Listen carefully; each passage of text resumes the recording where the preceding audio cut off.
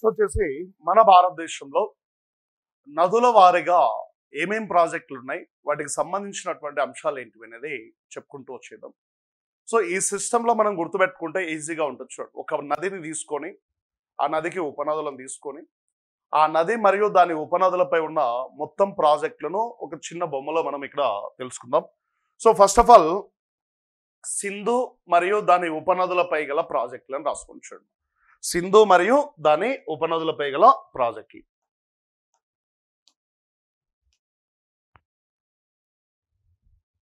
సింధు మరియు దాని ఉపనదులపై గల ప్రాజెక్టులు అని చెప్పి పిలుస్తున్నాం. చూడండి,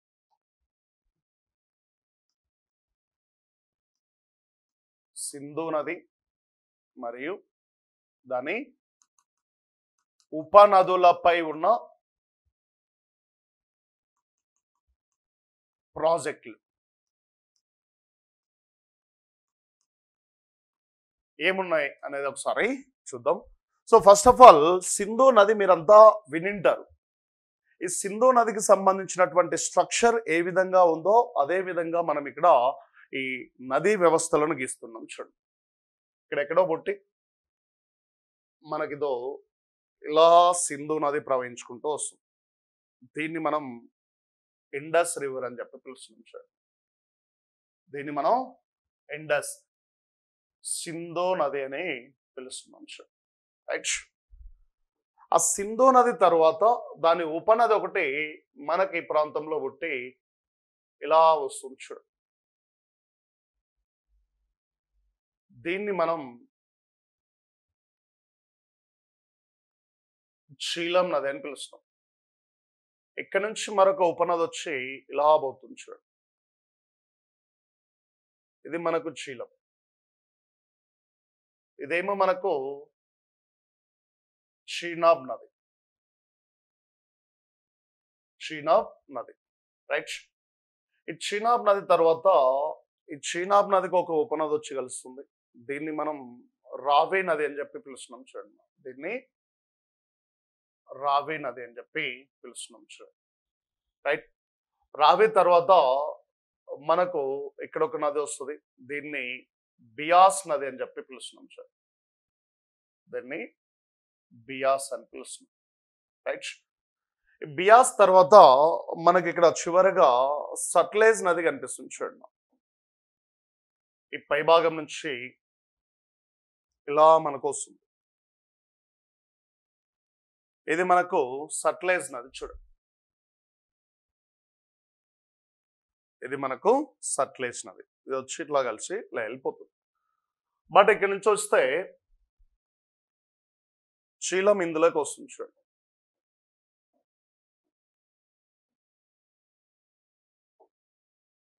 చీనాబ్ ఇందులోకి వచ్చి కలిసిపోతుంది. చూడండి, రైట్.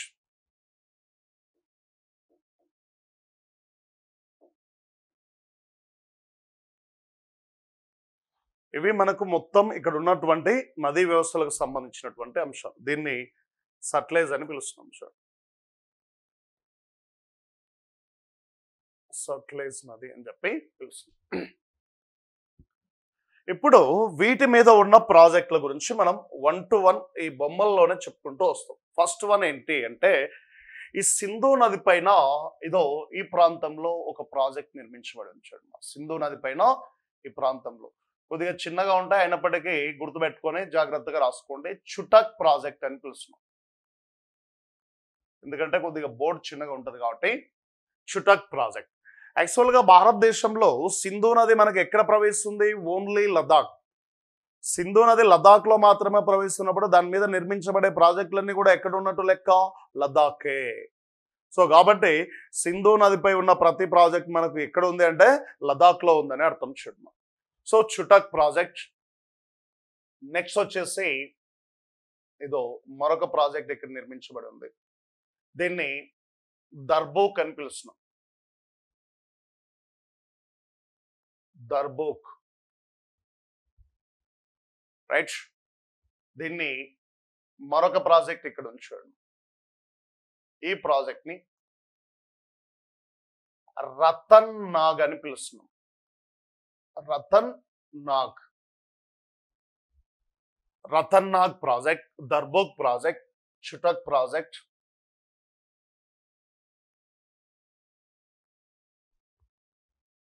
అలాగే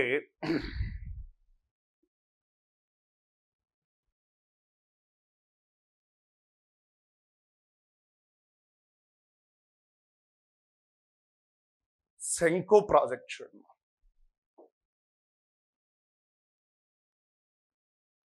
శంకు ప్రాజెక్ట్ ఇవన్నీ సింధు నదిపై ఉన్న మోస్ట్ ఇంపార్టెంట్ ప్రాజెక్ట్స్. చుటక్, దర్బోక్, రతన్నాగ్, శంకు ప్రాజెక్టులన్నీ ఇవి సింధు నదిపై ఉన్న ప్రాజెక్టులు. చూడండి, సింధు నదిపై ఉన్న ఒక 4 ప్రాజెక్టులు మనకు అక్కడ కనిపిస్తున్నాయి. చూడండి, సో సింధు నదిపై ఉన్నటువంటి 4 ప్రాజెక్టులను మీరు ఇక్కడ గుర్తుపెట్టుకోవాలి. చూడండి, ఫస్ట్ వన్ చుటక్, రెండోది దర్బోక్, మూడోది రతన్నాగ్, నాలుగోది శంకు. బొమ్మను ఇలానే గీసుకోండి, రైట్.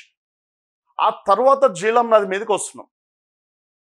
ఈ జీలం నదిపై ఉన్న ప్రాజెక్టులు ఏమున్నాయి? జీలం నదిపై ఉన్న ప్రాజెక్టులలో ఫస్ట్ వన్ మనం ఇక్కడ తీసుకుంటున్నాం. చూడండి,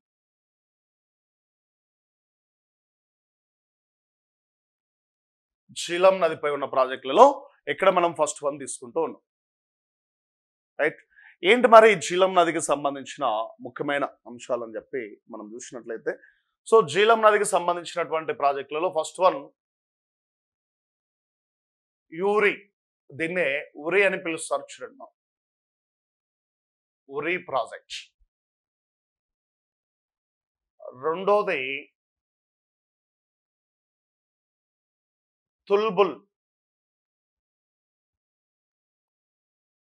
తుల్బుల్ ప్రాజెక్ట్. చూడండి, రెండోది తుల్బుల్. మూడోది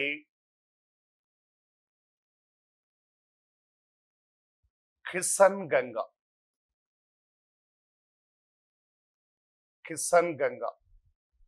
ఇవన్నీ మనకు జమ్మూ కాశ్మీర్లోనే ఉన్నాయి. చూడండి, ఈ 3 ప్రాజెక్టులు కూడా ఎక్కడ ఉన్నాయంటే జమ్మూ కాశ్మీర్.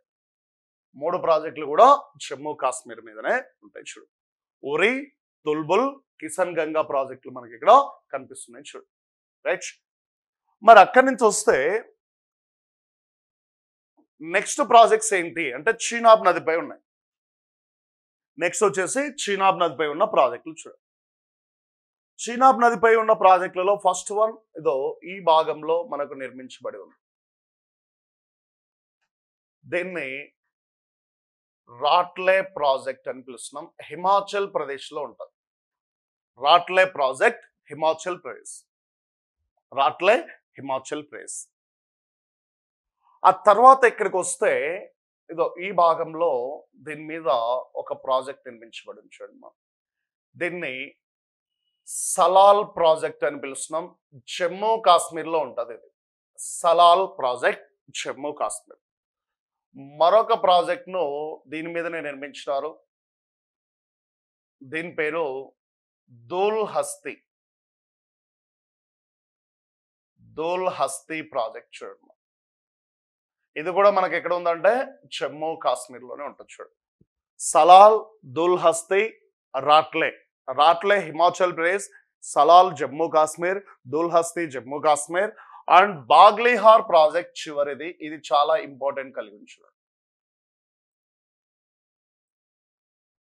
బాగ్లీహార్ ప్రాజెక్ట్. చూడండి, బాగ్లీహార్ ప్రాజెక్ట్ ఇది కూడా జమ్మూ కాశ్మీరే, బట్ మోస్ట్ ఇంపార్టెంట్ కలిగి ఉంది. సో ఇవి చీనాబ్ నదిపై మనకు ఉన్నటువంటి ప్రాజెక్టులు. చూడండి, చీనాబ్ నదిపై మనకు ఉన్నటువంటి ప్రాజెక్టులు. చూడండి, సో చీనాబ్ నదిపై ఉన్న ప్రాజెక్టులను క్లియర్ గా చెప్పుకున్నాం. అలాగే జీలం నదిపై ఉన్న ప్రాజెక్టులను చెప్తూ ఉన్నాం. సింధు నదిపై ఉన్న ప్రాజెక్టులు వచ్చేసినాయి. ఏమున్నాయి సింధు పైన? చుటక్, దర్బోక్, రతన్నాగ్, శంకు అనేటువంటి ప్రాజెక్టులు లదాఖ్ లో ఉంటాయి. అవన్నీ కూడా ఎక్కడ ఉన్నాయి? లదాఖ్. రెండోది జీలం నదిపై ఉన్న ప్రాజెక్టులు ఏవంటే ఉరి, తుల్బుల్, కిషన్ గంగా. 3 కూడా ఎక్కడ ఉన్నాయి? జమ్మూ కాశ్మీర్ రాష్ట్రంలో ఉన్నాయి. ఇక మూడో నది అయినటువంటి చీనాబ్ నదిపై ఉన్న ప్రాజెక్టులు ఏవంటే హిమాచల్ ప్రదేశ్ లో దీని మీద రాట్లే అనే హైడల్ పవర్ ప్రాజెక్ట్ ఒకదాన్ని నిర్మించడం జరిగింది. రాట్లే ఎక్కడుందంటే మనకు హిమాచల్ ప్రదేశ్. ఆ తర్వాత జమ్మూ కాశ్మీర్ లో సలాల్ అనే ప్రాజెక్టు, దూల్ హస్తి అనే ప్రాజెక్టు, బాగ్లీహార్ అనే ప్రాజెక్టులో ఈ నదిపై కలవు. నెక్స్ట్ దీని తర్వాత మనం చెప్పుకోవాల్సినటువంటి మరొకటి ఏంటి అంటే కనుక రావి నదికి సంబంధించిన ప్రాజెక్టులు చెప్తున్నాం చూడండి. ఈ రావి నదికి సంబంధించిన ప్రాజెక్టులను మనం ఇక్కడ తీసుకుంటే ఫస్ట్ వన్ ఇదో ఈ భాగంలో మనకు ఒక ప్రాజెక్ట్ కనిపిస్తుంది. దీని పేరు చమేరా ప్రాజెక్ట్ అని పిలుస్తున్నాం. చమేరా ప్రాజెక్ట్ హిమాచల్ ప్రదేశ్ లో ఉంచుంది. చమేరా ప్రాజెక్ట్ హిమాచల్ ప్రదేశ్ రావి నదిపై ఉంది. అక్కడి నుంచి వస్తే ఇదో ఈ భాగంలో పంజాబ్ రాష్ట్రంలో దీని మీద ప్రాజెక్ట్స్ ఉన్నాయి చూడండి. పంజాబ్ రాష్ట్రంలో దీని మీద ప్రాజెక్ట్స్ కనిపిస్తుంది. చమేరా తర్వాత తెయిన్ ప్రాజెక్ట్ అని పిలుస్తున్నాం దీన్ని.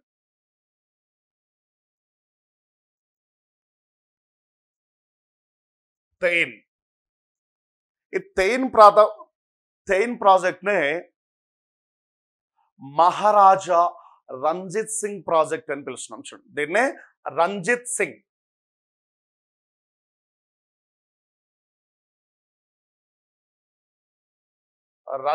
సింగ్ ప్రాజెక్ట్ అని కూడా పిలుస్తున్నాం. ఎక్కడుంది మరి? పంజాబ్ రాష్ట్రంలో ఉంటుంది చూడండి. తెయిన్ ఆర్ రంజిత్ సింగ్ ప్రాజెక్ట్ పంజాబ్. తెయిన్ లేదా రంజిత్ సింగ్ ప్రాజెక్ట్ ఎక్కడుందంటే పంజాబ్. అక్కడి నుంచి వస్తే ఈ రావి నదిపై ఉన్న మరొక ముఖ్యమైన ప్రాజెక్ట్ శాపూర్ కంది ప్రాజెక్ట్.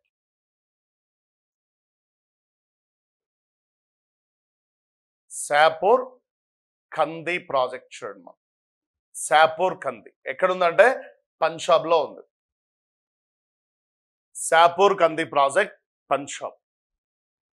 నెక్స్ట్ ఇదే రావి నది పైన మరొక ప్రాజెక్ట్ ను మనం ఇక్కడ చూస్తున్నాం చూడండి. మరొక ప్రాజెక్ట్ ను మనం ఇక్కడ చూస్తున్నాం. సో తెయిన్ తర్వాత శాపూర్ కంది తర్వాత మాధవపూర్ ప్రాజెక్ట్ చూడండి.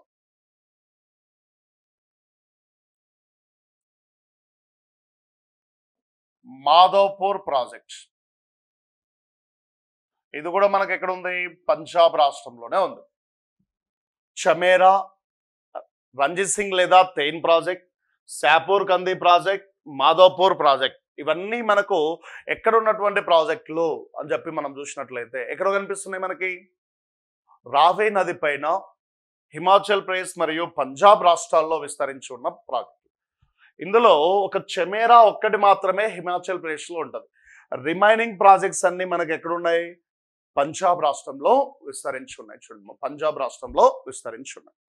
నెక్స్ట్ బియాస్ నదిపై చూద్దాం. బియాస్ నదిపై చూద్దాం.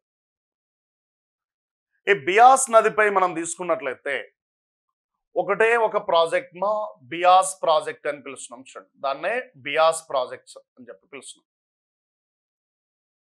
ఈ బియాస్ ప్రాజెక్ట్ కే మరొక పేరేంటి అని చెప్పి మనం చూస్తే దీన్నే పాంగ్ ప్రాజెక్ట్ అని కూడా పిలుస్తున్నాం చూడండి. బియాస్ నే పాంగ్ అనే ప్రాంతం వద్ద నిర్మించినారు కాబట్టి దీనికి పాంగ్ ప్రాజెక్ట్ అని చెప్పి కూడా పిలుస్తున్నాం చూడండి. రైట్. మరి ఇక అక్కడి నుంచి వస్తే ఇది ఒక్కటి ఎక్కడ ఉంది మరి? పంజాబ్. ఇది కూడా ఎక్కడ ఉంది? పిఎన్బి పంజాబ్ లోనే ఉంటుంది చూడండి. ఏ రాష్ట్రంలో ఉందంటే పంజాబ్ రాష్ట్రంలో ఉంది. నెక్స్ట్ సట్లెజ్ నదిపై గల ప్రాజెక్టుల గురించి ఇప్పుడు చెప్పుకోవాలి. సట్లెజ్ నదిపై గల ప్రాజెక్టుల గురించి చూద్దాం. ఈ సట్లెజ్ నదిపై ఉన్న ప్రాజెక్టులలో మొదటిది మనాలా ప్రాజెక్ట్ చూడండి. మనాలా ప్రాజెక్ట్ దీన్నే మనా ప్రాజెక్ట్ అని కూడా పిలుస్తాం. దీన్నే మనా ప్రాజెక్ట్ లేదా మనాలా ఎక్కడుందంటే హిమాచల్ ప్రదేశ్ రాష్ట్రంలో మనకి కనిపిస్తుంది చూడండి. దీన్ని కొద్దిగా పైకి జరుపుతున్నాం.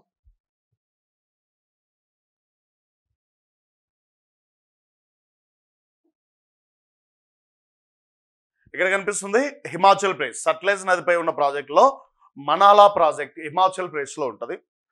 దాన్ని దాటిన తర్వాత కింది వైపున ఇదో ఇక్కడ ఒక ఎత్తైన ప్రాజెక్ట్ ఒకదాన్ని నిర్మించినారు. మా జల విద్యుత్ కోసం దీన్ని నిర్మించినారు.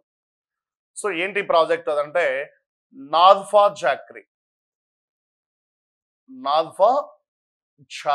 అని చెప్పి పిలుస్తున్నాం చూడండి. నాథ్ఫా జాక్రీ ప్రాజెక్ట్ హిమాచల్ ప్రదేశ్. ఇది కూడా హిమాచల్ ప్రదేశ్ లోనే ఉంటుంది. నాథ్ఫా జాక్రీ ప్రాజెక్ట్ హిమాచల్ ప్రదేశ్. ఇక అక్కడి నుంచి వస్తే ఇదో ఇటువైపున ఇక్కడ ఒక ఎత్తైన ప్రాజెక్ట్ మరొక దాన్ని నిర్మించినట్టు చూడండి. దీని పేరు బాక్రా ప్రాజెక్ట్, హిమాచల్ ప్రదేశ్. బాక్రా ప్రాజెక్ట్, హిమాచల్ ప్రదేశ్ చూడండి. రైట్, ఆ కిందికి వస్తే ఇక్కడ ఈ భాగంలో మరొక ప్రాజెక్ట్ నిర్మించినారు. దీని పేరు నంగల్ ప్రాజెక్ట్ చూడండి. ఇది మాత్రం పంజాబ్ లో ఉంటుంది. ఇది మాత్రం పంజాబ్ లో ఉంటుంది. బాక్రా, నంగల్. బాక్రా ఏమో హిమాచల్ ప్రదేశ్, నంగల్ ఏమో పంజాబ్ రాష్ట్రంలో కనిపిస్తుంది. ఇంకొద్దిగా పైకి తీసుకుందాం దీన్ని. ఈ బొమ్మనే ఇక్కడ దీనికి మాత్రమే పర్మిషన్ చేస్తున్నాం చూడండి. ఇక్కడి వరకు తీసుకుంటున్నాం చూడండి. సో మనాలా సట్లెజ్ నదిపై ఉన్న ప్రాజెక్ట్ లో ఫస్ట్ మనాలా ప్రాజెక్ట్, నాథ్వా జాక్రీ, బాక్రా, నంగల్. ఇప్పుడు ఈ బియాస్ నది దీన్ని కలిసిన తర్వాత ఇదో ఇక్కడ ఒక ప్రాజెక్టు, ఇక్కడ ఒక బ్యారేజ్ ని నిర్మించినారు చూడండి. ఇక్కడ ఒక బ్యారేజ్ నిర్మించినారు. ఏంటా బ్యారేజ్ అంటే హరికే బ్యారేజ్ ఇక్కడ నిర్మించినారు చూడండి. హరికే బ్యారేజ్. ఇక్కడ మనకు హరికే బ్యారేజ్. హరికే బ్యారేజ్ ఎక్కడ ఉందంటే పంజాబ్. ఎక్కడ మనకి కనిపిస్తుంది అంటే పంజాబ్ లో సట్లెజ్ నదిపై ఉంటుంది. పంజాబ్ లో సట్లెజ్ నదిపై మనకు కనిపిస్తుంది చూడండి. హరికే బ్యారేజ్ పంజాబ్ లో సట్లెజ్ నదిపై మనకు కనిపిస్తుంది చూడండి. ఇక్కడ మనం గుర్తుపెట్టుకోవాలి, ఈ హరికే బ్యారేజ్ దగ్గర నుంచి ఒక కాలువ మనకి ఇలా వస్తుంది చూడండి. ఇలా మనకు ఒక కాలువ వస్తుంది. ఈ కాలువనే మనం ఏమని పిలుస్తున్నామంటే ఇందిరా గాంధీ కాలువ, ఇందిరా గాంధీ కాలువ అని పిలుస్తున్నాం చూడండి. ఇందిరా గాంధీ కాలువ అని చెప్పి పిలుస్తున్నాం. సో పంజాబ్ లో సట్లెజ్ నదిపై నిర్మించినటువంటి హరికే బ్యారేజ్ నుంచి ఏమొస్తుంది మనకి? ఇందిరా గాంధీ కాలువ వస్తుంది.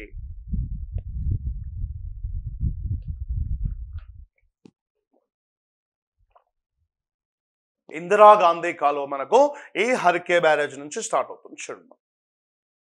రైట్, ఇక ఫర్దర్గా వస్తే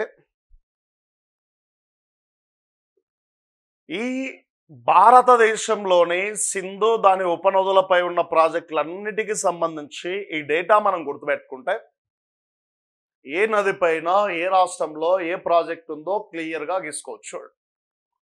మీరు ఇదే ప్రాజెక్టులను ఒక లిస్టు రూపంలో రాసుకున్నారనుకోండి, గుర్తుండవు. ఏది ఎక్కడుందో ఎత్తుక్కోవడానికి వారం రోజులు టైం పడుతుంది మళ్ళీ. బట్ ఈ పిక్చరైజేషన్ ఏదైతే ఉందో, ఈ పిక్చరైజేషన్ రూపంలో మీరు చదవడం మొదలు పెడితే ఇలానే ఇంటికెళ్ళి గీయడం మొదలు పెడితే చూడండి. ఇలానే ఇంటికెళ్ళి గీయడం మొదలు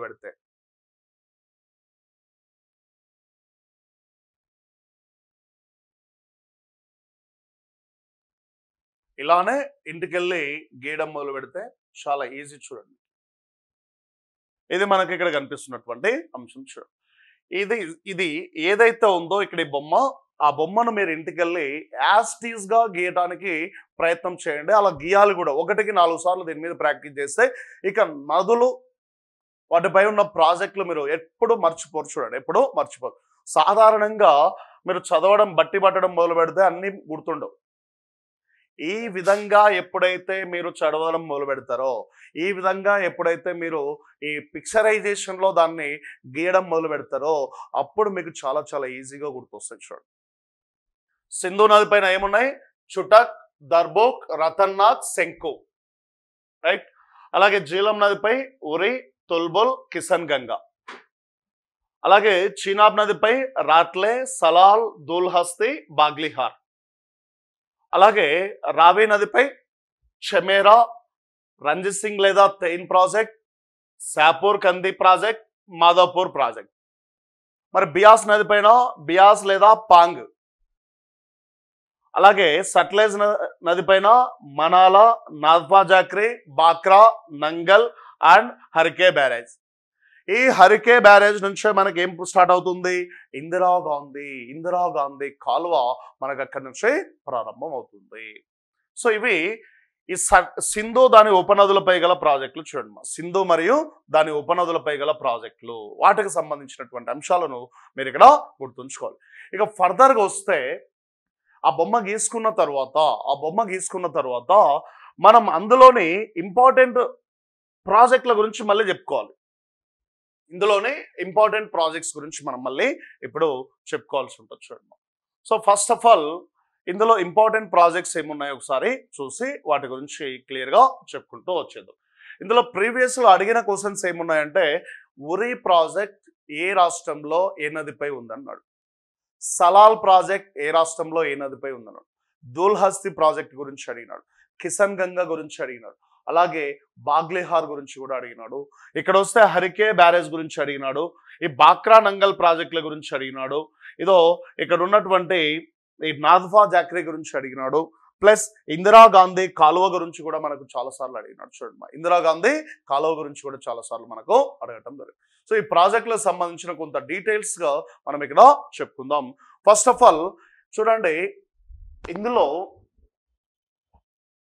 ఫస్ట్ హెడింగ్ ఏమని పెట్టుకుంటారంటే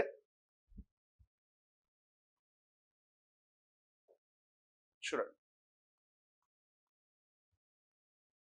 ఇండియా పాకిస్తాన్ల మధ్య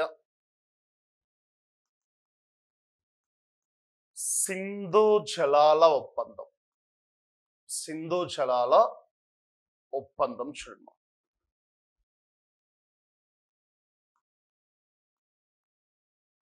సింధు జలాల ఒప్పందం అనే హెడింగ్ పెట్టుకోండి.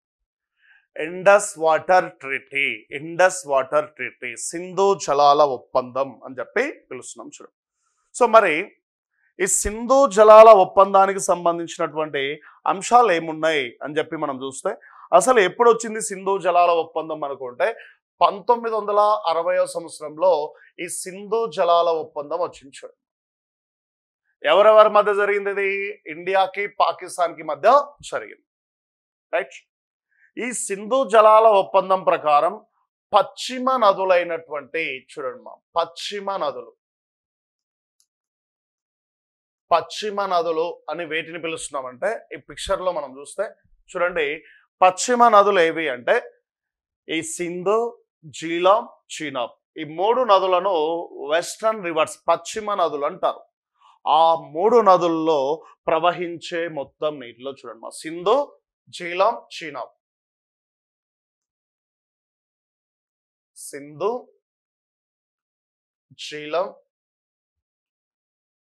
చీనాబ్, ఈ మూడు నదులలో ప్రవహించే మొత్తం నీటిలో పశ్చిమ నదులైన సింధు, జీలం, చీనాబ్ నదులలో ప్రవహించే మొత్తం నీటిలో చూడండి మొత్తం నీటిలో ఎంత?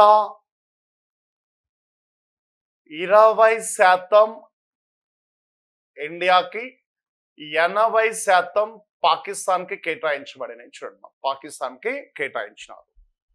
సో మొత్తం నీటిలో 20% ఇండియాకి, 80% పాకిస్తాన్కి కేటాయించారు. ఇది మనం ఇక్కడ గుర్తుపెట్టుకోవచ్చు, కేటాయించారు అని చెప్పి గుర్తుంచుకోవాలి, రైట్. ఇక తూర్పు నదులైనటువంటి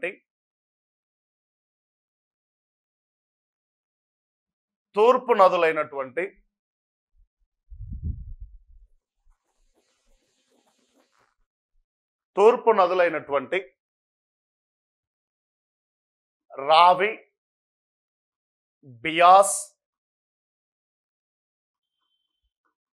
సట్లెజ్, ఈ మూడు నదులలో ప్రవహించే మొత్తం నీటిలో చూడండి, ఈ మూడు నదుల్లో ప్రవహించే మొత్తం నీటిలో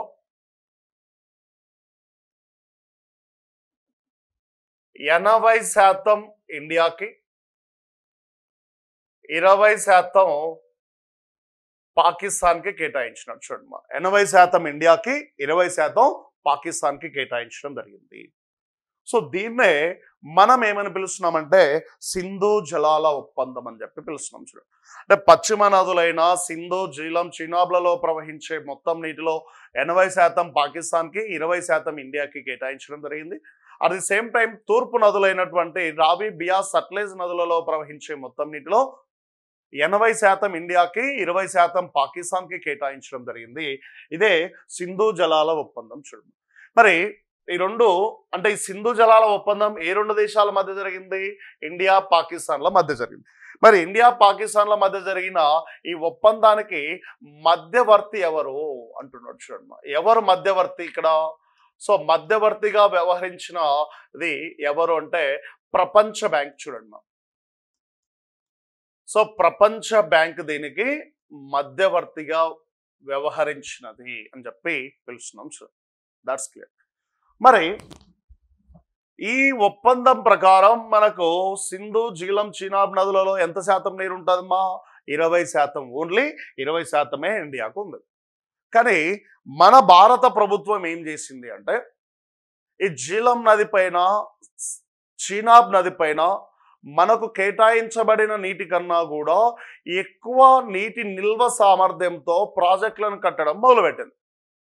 మనకు 20% అవైలబిలిటీ ఉంటే దానికన్నా ఎక్కువ నీటిని నిల్వ ఉంచుకునే అవకాశంతో, మనం సామర్థ్యంతో ఇక్కడ ప్రాజెక్టుల నిర్మాణం, కొత్త ప్రాజెక్టుల నిర్మాణం చేపట్టడం జరిగింది. ముఖ్యంగా ఈ జీలం నది పైన, దాని ఉపనది అయిన కిషన్ గంగా నది పైన కిషన్ గంగా ప్రాజెక్ట్ అనే దాన్ని మనం కట్టడం జరిగింది. అలాగే చీనాబ్ నది పైన బాగ్లిహార్ అనే ప్రాజెక్టు మనం కట్టడం జరిగింది. మరి మనకు అవైలబిలిటీలో ఉన్న నీటి సామర్థ్యం కన్నా ఎక్కువ నీటి సామర్థ్యంతో ప్రాజెక్టులు కడితే పాకిస్తాన్ ఊరుకుంటుందా? గగ్గోలు పెట్టడం మొదలుపెట్టింది. సో అరిచి గీపెట్టి వెంటనే మన మీద ఈ మధ్యవర్తి వహించినటువంటి ప్రపంచ బ్యాంక్ వద్ద ఫిర్యాదు చేసింది. చూడండి ప్రపంచ బ్యాంక్ వద్ద ఫిర్యాదు చేసింది. సో ఇలా ఫిర్యాదు చేయడంతో ఒక 2 ప్రాజెక్టులు ఇండియా పాకిస్తాన్ల మధ్య వివాదాస్పదంగా మారినవి. సో ఇండియా పాకిస్తాన్ల మధ్య వివాదాస్పదంగా మారిన ప్రాజెక్టులు ఏవి అనేది మనం ఇప్పుడు చూద్దాం. చూడండి ఇండియా పాకిస్తాన్ల మధ్య వివాదాస్పద ప్రాజెక్టులు.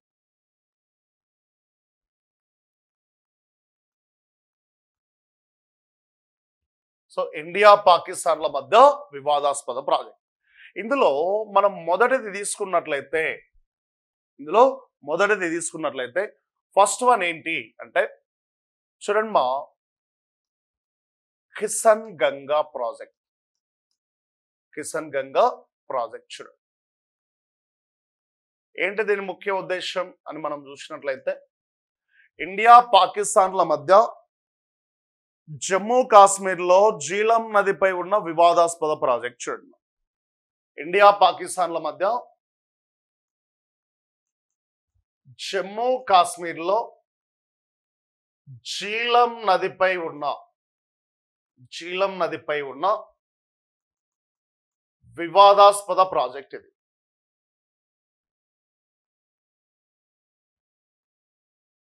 వివాదాస్పద ప్రాజెక్ట్ అని చెప్పి పిలుస్తున్నాం. చూడండి వివాదాస్పద ప్రాజెక్ట్ అని చెప్పి పిలుస్తున్నాం. చూడండి సో ఇండియా పాకిస్తాన్ల మధ్య జమ్మూ కాశ్మీర్లో జీలం నదిపై ఉన్న వివాదాస్పద ప్రాజెక్ట్ ఏంటి? దీని ముఖ్య ఉద్దేశం మనం నిర్మించింది దీన్ని జల విద్యుత్ ఉత్పత్తి కోసం నిర్మించినాం. చూడండి దీన్ని జల విద్యుత్ ఉత్పత్తి కోసం మాత్రమే మనం దీన్ని నిర్మించడం జరిగింది. మరి దీన్ని నిర్మాణం చేపట్టగానే పాకిస్తాన్ దీన్ని వ్యతిరేకిస్తూ ప్రపంచ బ్యాంక్ వద్ద ఫిర్యాదు చేయడం జరిగింది. సో దాంతో ప్రపంచ బ్యాంక్ ఇండియా పాకిస్తాన్ల మధ్య ఈ వివాదాన్ని పరిష్కరించేందుకు చూడండి ప్రపంచ బ్యాంకు ఈ వివాదాన్ని పరిష్కరించేందుకు ఏర్పాటు చేసినటువంటి కమిటీ ఏదంటే స్క్వీబెల్ కమిటీ. చూడండి స్క్వీబెల్ కమిటీని నియమించింది. చూడండి అంటే ఇండియా పాకిస్తాన్ల మధ్య కిషన్ గంగా వివాదాన్ని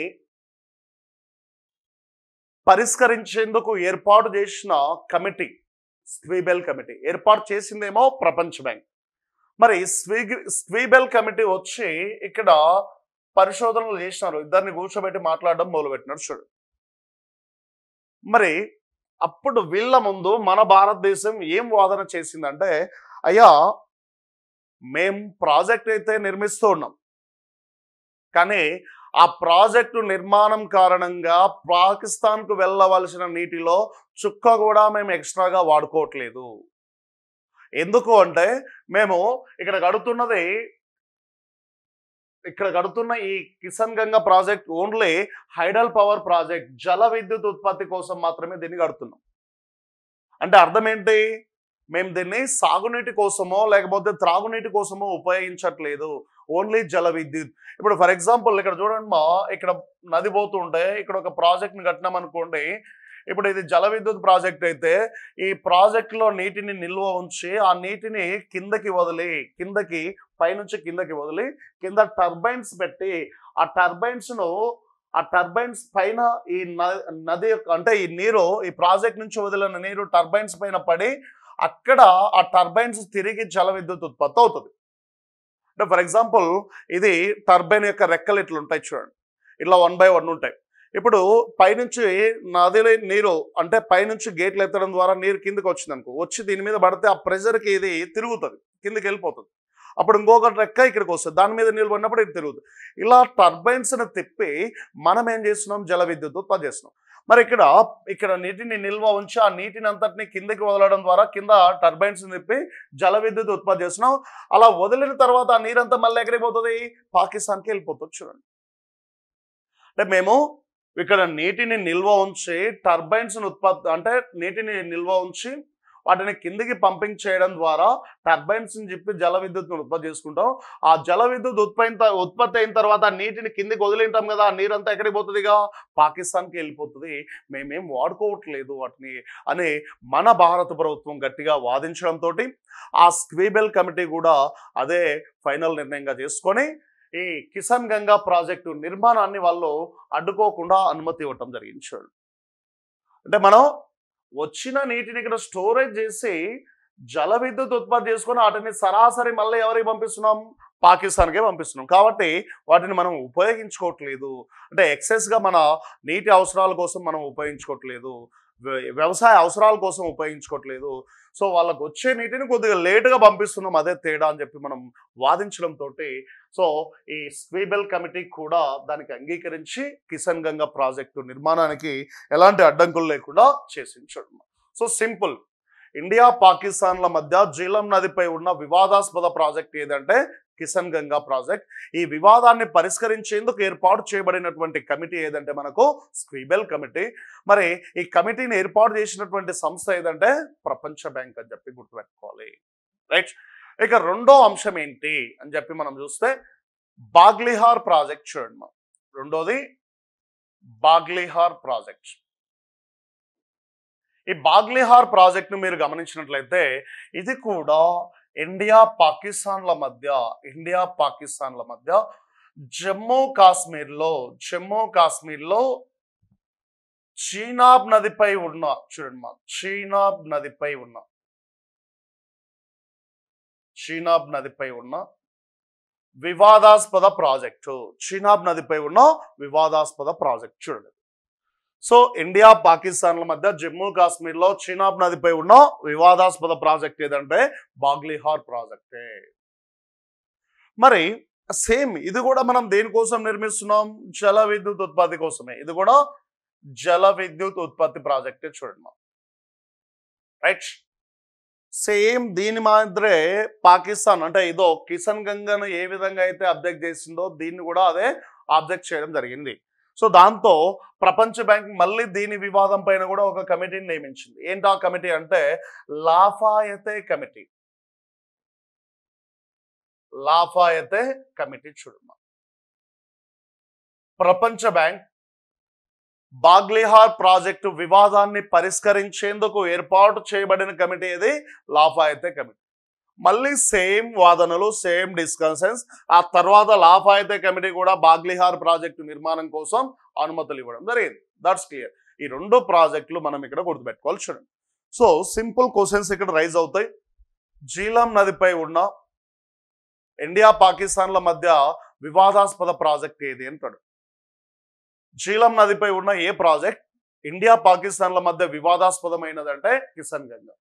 అలాగే చీనాబ్ నదిపై ఉన్న ఏ ప్రాజెక్ట్ ఇండియా పాకిస్తాన్ల మధ్య వివాదాస్పదమైనదంటే బాగ్లిహార్ ప్రాజెక్ట్. మరి కిషన్ గంగా ప్రాజెక్టు వివాదాన్ని పరిష్కరించేందుకు ఏర్పడిన కమిటీ స్క్వీబెల్.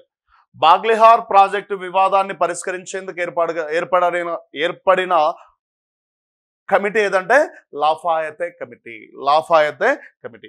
సో ఇవి మనకు ఇక్కడ ఉన్నటువంటి ఇంపార్టెంట్ వివాదాస్పద ప్రాజెక్టులు, దానికి సంబంధించినటువంటి సింధు జలాల ఒప్పందం, వీటికి సంబంధించిన అంశం. ఇక ఫర్దర్గా వస్తే నెక్స్ట్ ఏంటంటే చూడండి మా, ఇందులో ఈ సింధు దాని ఉపనదుల్లో రెండో అంశాన్ని మనం ఇక్కడ తీసుకుంటున్నాం, బాక్రా నంగల్ ప్రాజెక్ట్. చూడండి మా, బాక్రా నంగల్ ప్రాజెక్ట్.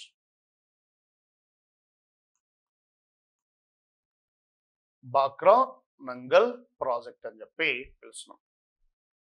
సో ఈ బాక్రా నంగల్ ప్రాజెక్ట్ ను మనం గమనిస్తే ఎక్కడ ఏ నది పైన, సట్లెజ్ నది పైన నిర్మించినారు. చూడండి దీన్ని సట్లెజ్ నది పైన నిర్మించినారు. ఇది ఒక గ్రావిటీ డ్యామ్ గా మనం పేర్కొంటున్నాం. చూడండి ఇది ఒక గ్రావిటీ డ్యామ్. ఇందులో మనం గమనిస్తే ఫస్ట్ ఈ పై భాగంలో చూడండి, ఇలా సట్లెజ్ నది వస్తుంటే ఈ పై భాగంలో ఇక్కడ మనం ఒక ప్రాజెక్ట్ నిర్మించినాం. చూడండి దీన్ని బాక్రా ప్రాజెక్ట్ అని పిలుస్తున్నాం. ఇది మనకు హిమాచల్ ప్రదేశ్ రాష్ట్రంలో ఉంది. ఆ తర్వాత దిగువన ఇక్కడ ఒక ప్రాజెక్ట్ నిర్మించినాం, దాని పేరే మనం నంగల్ ప్రాజెక్ట్ అని పిలుస్తున్నాం. చూడండి ఇలా రెండు ప్రాజెక్టులను కలిపి బాక్రా నంగల్ ప్రాజెక్ట్ అని పిలుస్తున్నాం. ఇది పంజాబ్ లో ఉంటుంది. చూడండి రైట్. ఈ బాక్రా ప్రాజెక్టును దేనికోసం నిర్మించడం జరిగింది మనము అని చెప్పి మనం చూస్తే, ఈ బాక్రా ప్రాజెక్ట్ నేమో జల విద్యుత్ ఉత్పత్తి కోసం నిర్మించినారు. చూడండి దీన్ని జల విద్యుత్ ఉత్పత్తి కోసం నిర్మించినారు. జల విద్యుత్ ఉత్పత్తి కోసం నిర్మించినారు. హైడల్ పవర్ ప్రొడక్షన్ అంటే పైనుంచి వచ్చినటువంటి నీటిని ఇక్కడ నిల్వ ఉంచి ఇక్కడ నుంచి కిందికి వదలడం ద్వారా కింద టర్బైన్స్ తిప్పి జల విద్యుత్ ఉత్పత్తి చేసిన తర్వాత ఆ నీరంతా కిందికి వచ్చి ఇక్కడ మళ్ళా నంగల్ వద్ద స్టోరేజ్ అవుతుంది. చూడు అక్కడికి వచ్చిన నీటిని కాలువల ద్వారా, గ్రావిటీ కాలువల ద్వారా, చూడండి గ్రావిటీ కాలువల ద్వారా పంజాబ్, హిమాచల్ ప్రదేశ్, హర్యానా రాష్ట్రాలలో సాగునీటి వసతులను కల్పించడం జరుగుతుంది. చూడండి సాగునీటి వసతులు అంటే నంగల్ అనేది మనకి ఇక్కడ ఏంటి, మరి ఇక్కడ ఒక సాగునీటి ప్రాజెక్ట్. చూడండి ఇది సాగునీటి ప్రాజెక్టు. సో నంగల్ అనేదేమో సాగునీటి ప్రాజెక్టుగా మనం పిలుస్తున్నాం. ఈ నంగల్ ప్రాజెక్ట్ అసలు ఎక్కడుందంటే, ఈ నంగల్ అనే ప్రాజెక్ట్ పంజాబ్ లోని రూపార్ అనే ప్రాంతం వద్ద ఉంటుంది. చూడండి మా పంజాబ్ లోని రూపార్ అనేటువంటి ప్రాంతం వద్ద సట్లెజ్ నదిపై నిర్మించబడి ఉంటది. So simple, Bhakra Nangal project లో జల విద్యుత్ కోసం నిర్మించబడినటువంటిది ఏదంటే బాక్రా.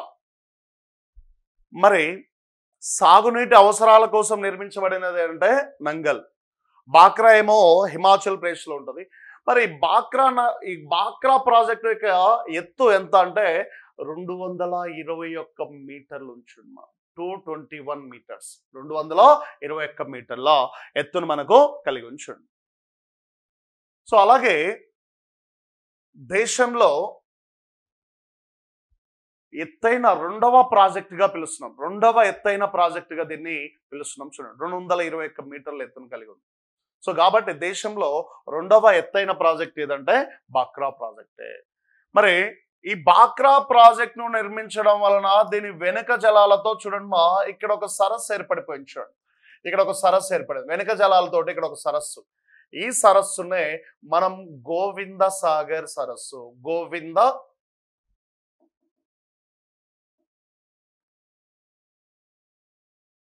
గోవింద సాగర్ సరస్సు అని చెప్పి పిలుస్తున్నాం. చూడండి దీన్ని గోవింద సాగర్ సరస్సు అంటున్నాం.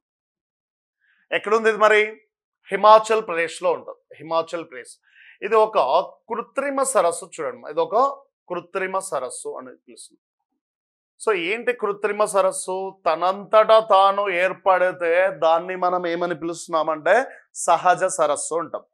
కానీ మనం ఇక్కడ ప్రాజెక్ట్ ను కట్టడం ద్వారా ఆ ప్రాజెక్ట్ యొక్క బ్యాక్ వాటర్ తోటి ఇక్కడ అంటే ఈ ప్రాజెక్ట్ ను కట్టడం ద్వారా నిల్వబడిన నీటి చేత ఏర్పడిన సరస్సు చూడమ్మా.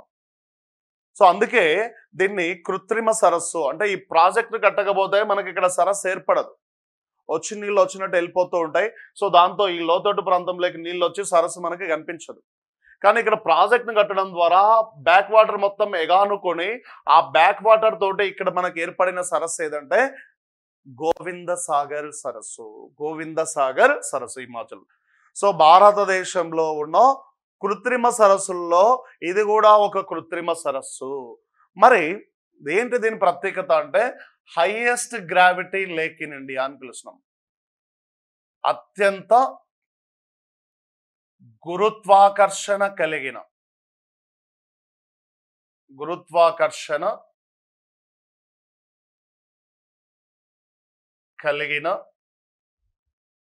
అత్యంత గురుత్వాకర్షణ కలిగిన కృత్రిమ సరస్సు. చూడండి, కృత్రిమ సరస్సు అని చెప్పి పిలుస్తున్నాం. చాలా ఎత్తులో ఉండడం వల్ల దీని యొక్క గ్రావిటీ మనకు ఎక్కువగా ఉంటుంది. సో చాలా ఎత్తులో ఉంటుంది, సముద్ర మట్టానికి చాలా ఎత్తులో ఉండడం వల్ల దీనికి హైయెస్ట్ గ్రావిటీ ఉంటుంది అని చెప్పి పిలుస్తున్నాం. చూడమ్మా, సో సింపుల్. అప్పుడప్పుడు క్వశ్చన్ అడుగుతాడు, గోవింద సాగర్ అనే కృత్రిమ సరస్సు ఈ క్రింద ఏ ప్రాజెక్టు నిర్మాణం వలన ఏర్పడినది అంటాడు. బాక్రా ప్రాజెక్ట్ నిర్మాణం వలన లేదా బాక్రా నంగల్ ప్రాజెక్ట్ నిర్మాణం వలన అని గుర్తుపెట్టుకోవాలి. బట్ అందులో స్పెసిఫిక్ గా ఇస్తే మనకేంటి, బాక్రా ప్రాజెక్ట్ వల్లనే ఇది మనకు ఏర్పడినది అని చెప్పి చూస్తున్నాం. దట్స్ ఇది మనకు బాక్రా నంగల్ ప్రాజెక్టుకు సంబంధించినటువంటి అంశాలు.